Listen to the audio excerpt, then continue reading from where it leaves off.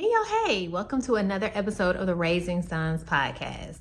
Today's episode is going to be a little bit meatier than the normal podcast episodes because we're going to talk about something that is going on right now in the news across the country, or at least I believe across the country, because I've seen people talk about it from all over the place.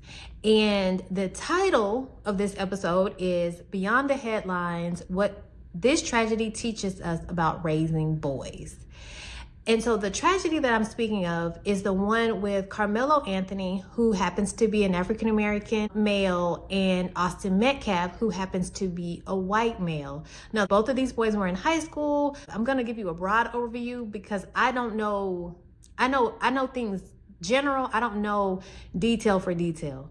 But both of these boys were in high school, the same high school. There are allegations of bullying by Austin Metcalf to Carmelo Anthony. Again, Carmelo, it said that he reported these incidents to teachers. No one did anything. And then there was a track meet. He brought a knife to a track meet.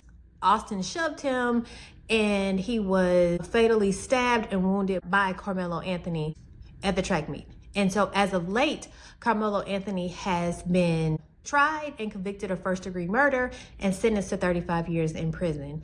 And so I want to talk about this, and I want to talk about what this teaches us, or what we can take away from this tragedy, because it is a tragedy. It's a tragedy for both families. Both of them have essentially lost their sons. And in listening to this, I've gained some insight and conversations I've even had with my own sons in response to this. And so you will see me look down because I did take notes, because this is so important. I didn't want to miss anything or forget anything. I want to go back in time a little bit and just kind of set the scene. I do think that race played a part in the sentencing and verdict. And so to be a mom of an African-American son, this hits very differently. And I've seen a lot of moms say that it is scary to be raising an African-American boy. And so one of the things that I think is important as a mom's African-American sons, as well as an African-American woman, is to have honest conversations with my sons about the world and how people view them based on their skin color. And so that leads me into what I have recently learned and read about the Pullman porters. Now, Pullman porters were African-American men hired by the Pullman company. And the name of the company was actually called George Pullman. It was George Pullman Company. And so African-American men were hired in the late 1860s to work as attendants on luxury sleeping cars. And so some of their duties included lugging baggage and serving food and drinks, shining shoes and ironing clothes, setting up the sleeping quarters, the beds, and things like that. And so in the book that I was reading, the porters, they were a community amongst themselves, right? They talked, they knew all about the passengers. And so there was an incident on the train with a porter. He was servicing a white man. These are two grown men. And he was servicing a white man, and there was some conflict and about what the white man was calling the porter. He wasn't calling him by his name. He was calling him George, which is essentially like boy back then. And so the porter was saying, no, my name is this is my name, you can call me this, even as he was assisting the passenger, the white male passenger. And so when he turned to go, like once he had finished assisting him and they kind of worked through their issue, he turned to leave and the white man kicked him. And the porter then went to the kitchen and grabbed a knife and was going to, he stated that he was going to kill this, to kill the passenger. And so what happened though was one of the porters, well, several porters in the kitchen, and they were trying to talk him down. But there was one porter specifically that came in and talked him down and told him, okay, so by doing this, you are going to, what's going to happen to your wife and your children? I know the incident was demeaning and belittling, but let's think about this. And so one of the things that when I thought about the issue with the Pullman porter, I thought about Carmelo Anthony. And again, he had been bullied. He had, allegedly told administrators that this was happening and nothing was being done. I'd like to think that he brought the knife to make sure that he was protected, like nothing was going to happen to him, which is unfortunate, right? Because of what happened. But from that, I paused because I was like, just like the Pullman porter had men around him, he had community around him to talk him down, to tell him, man, it's not worth it.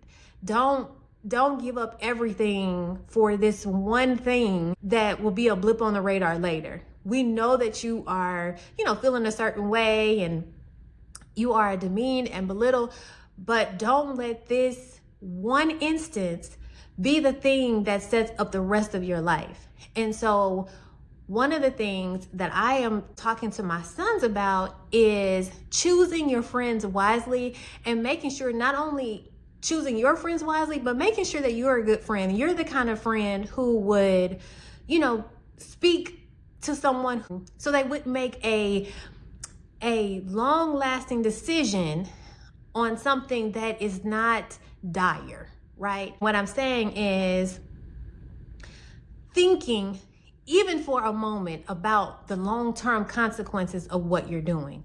And what I have even told my son is, as much as I hate to tell you this, the way that you are treated because the color of your skin, the way that you are viewed is different. And you don't have the luxury of making these kinds of mistakes. You just don't. So he needs someone in his corner that can be like that porter was and talk him off the ledge. And so it is so important that as we are raising sons, that we are talking to them about the company they keep. And I'm not just saying this as a mom raising sons, knowing about the development of boys. It is something that I have talked to many boys and even, young men about, that if they could go back in time, what is something that they would have done differently? And several of them have said chosen different friends. And so it is so important that we are raising sons again and teaching them how to choose friends wisely and how to be a friend. And so, not to date myself, but I remember when I was growing up, we had like this unwritten code. And so when we were in high school, it was like, okay, if you go somewhere, if we all go somewhere together, we're not leaving without you. So this whole notion of you might see somebody that you like or your boyfriend was there, that's fine, but you're not leaving with him. You're gonna have to go home. He's gonna come into your house and pick you up because we are not answering to your mama about what's happening. And so I know that the friendship code is a little bit different, but I am trying to teach my sons to have the kind of friends around you that want the best for you and that are gonna look out for you, and or that don't want to have to tell your mama that they left you somewhere.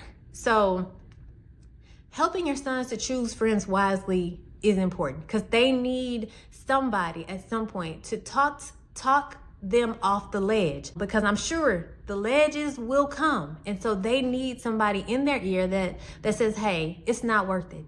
Think about the long-term consequences. So that's the first thing. The second thing is creating safe spaces.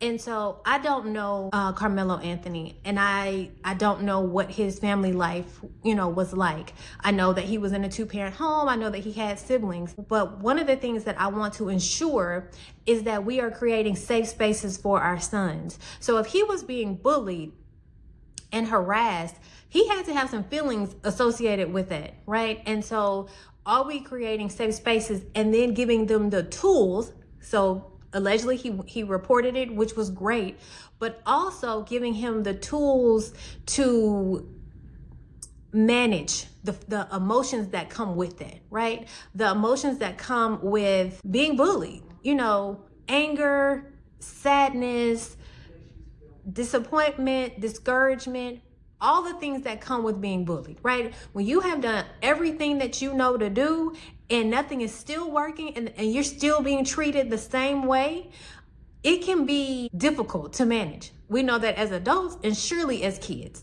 whose prefrontal cortex has not developed.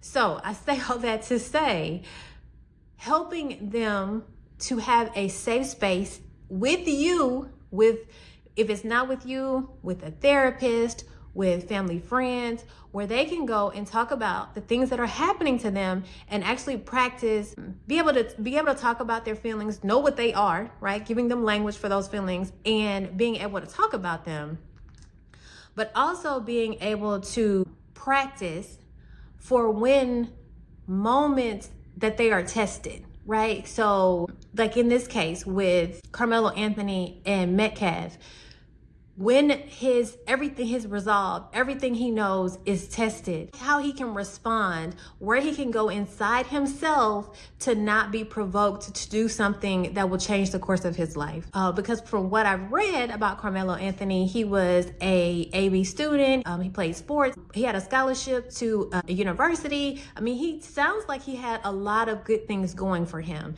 And that's true of a lot of our sons. But one action can change the rest of their lives.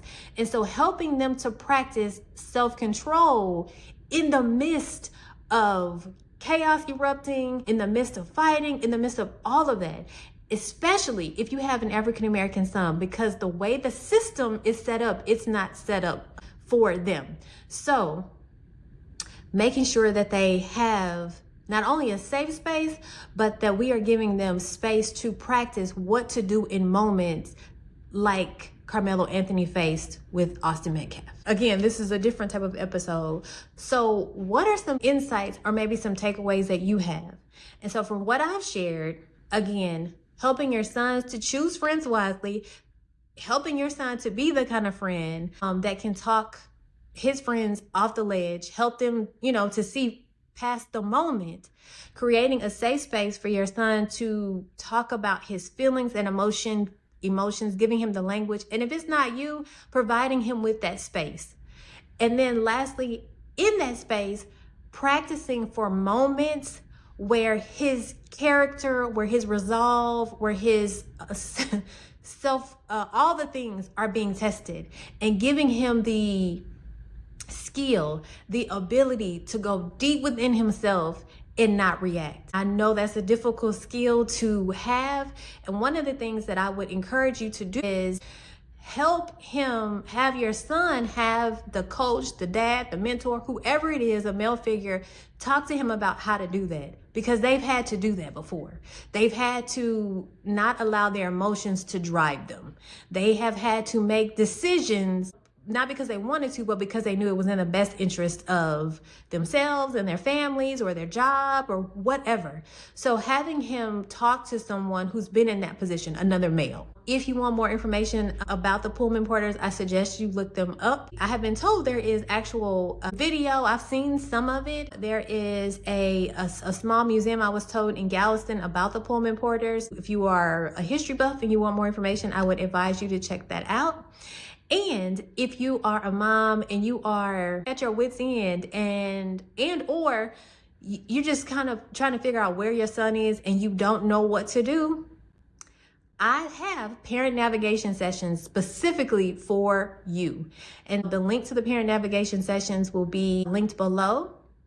My church, Wheeler Avenue, and the Parents Ministry and I are hosting a State of the Boy Town Hall Luncheon on July 25th, 12 to 2. Register today. It is absolutely free. There will be panel discussions and lots of conversations around raising our sons. And so join us. Until next time.